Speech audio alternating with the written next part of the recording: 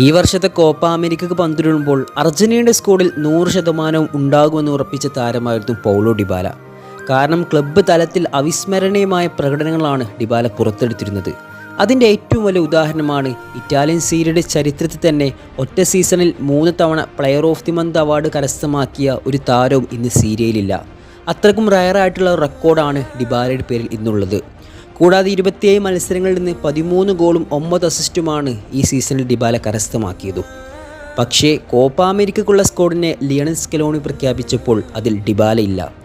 ഒരു നിമിഷം ആരാധകർ കൺഫ്യൂസ്ഡ് ആയിട്ടുള്ള ഒരു മൊമെൻ്റ് ആയിരുന്നു അത്. കാരണം പരിക്കുകളൊന്നും കഴിഞ്ഞ മത്സരത്തിൽ ഡിബാലയ്ക്കില്ലായിരുന്നു. അതുപോലെ തന്നെ സക്സസ്ഫുൾ ആയിട്ടുള്ള ഒരു സീസണാണ് അദ്ദേഹത്തിന് കടന്നുപോയതും. എന്നിട്ടും എന്തുകൊണ്ടാണ് ഇത്രയും കഴിവുള്ള താരത്തെ സ്ക്വാഡിൽ നിന്ന് പുറത്താക്കിയത് എന്നത് ആർക്കും ഉത്തരം കിട്ടാത്ത ഒരു ചോദ്യമായിരുന്നു. അങ്ങനെ ഇരിക്കുന്ന സമയത്താണ് അർജന്റീനയുടെ ഫുട്ബോൾ അപ്ഡേറ്റുകൾ പുറത്തേക്ക് എത്തിക്കുന്ന TYC സ്പോർട്സിൻ്റെ ലേഖകനായ ഗസ്സാന ദുള്ളിൻ്റെ റിപ്പോർട്ട് പുറത്തു വരുന്നത്. അത് ഇപ്രകാരമായിരുന്നു: പൗളോ ഡിബാല കളിക്കുന്ന പൊസിഷൻ വെൽ കവേർഡാണ്. ഒരുപാട് താരങ്ങൾ ആ പൊസിഷനിൽ കളിക്കാനുണ്ട്.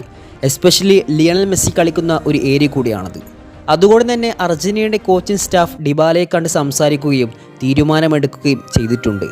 അതുകൊണ്ട് വരും കോപ്പിൽ നമ്മൾ ഡിബാലയെ പ്രതീക്ഷിക്കേണ്ട എന്നായിരുന്നു ആ റിപ്പോർട്ട്. ശരിയാണ്, ഒരു ടീം മുന്നോട്ട് പോകേണ്ടത് ഒരിക്കലും ഒരു പ്ലെയറെ ഡിപ്പെൻഡ് ചെയ്തിട്ടാവരുത്. എല്ലാത്തിനും വലുത് ടീമിൻ്റെ വിജയവും ഉയർച്ചയും തന്നെയാണ്.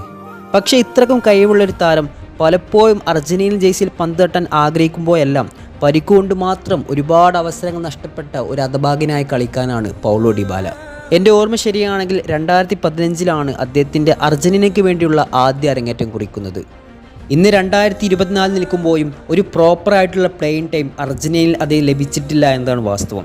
പിന്നെ എല്ലാവരും പറയുന്നൊരു കാര്യമാണ് മെസ്സിക്ക് ശേഷം അർജന്റീനയുടെ നായകത്വം ഏൽപ്പിക്കാൻ പോകുന്നത് ഡിബാലയാണെന്നത്.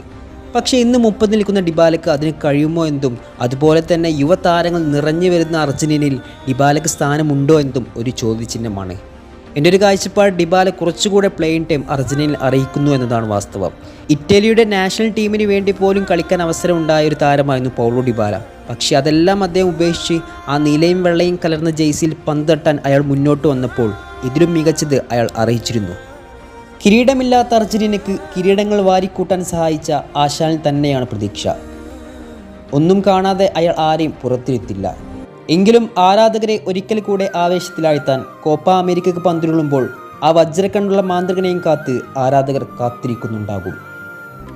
Bueno, la historia no empieza muy bien porque nosotros jugamos una Supercopa en Doha contra el Milan y perdemos en penales.